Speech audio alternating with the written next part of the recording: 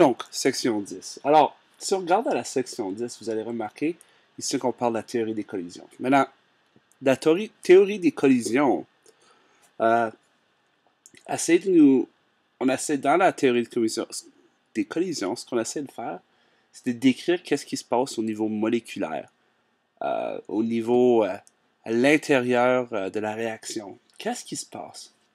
Alors, la théorie des collisions essaie d'expliquer, puis vous pouvez lire cette section-là par vous-même, mais je vais la résumer rapidement. C'est que deux molécules vont venir en contact. Alors, disons que, je sais pas, j'ai une molécule ici, puis j'ai une autre molécule ici.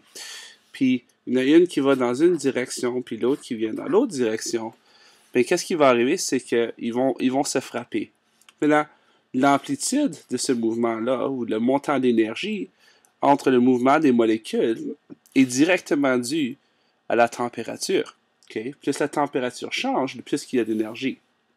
Maintenant, quand les deux vont se rencontrer, si on descend ici, parfois ils vont se rencontrer d'une façon où on va avoir une réaction. Alors, ils vont se rebondir, puis on va avoir des nouvelles molécules qui vont être créées. Mais parfois, ce qui va arriver, c'est que les molécules ne vont pas arriver dans la bonne orientation.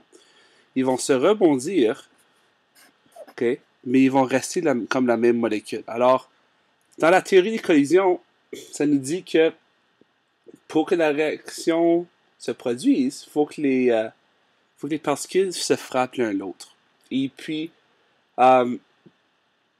plus souvent qu'ils se frappent, plus qu'on a de chance qu'on va avoir une réaction. Et puis, mais par contre, il faut qu'ils se frappent dans la bonne orientation. Alors, ça va être une chose qu'on va essayer d'expliquer. Maintenant, quand on regarde les collisions, il y a des collisions qui sont plus efficaces que d'autres.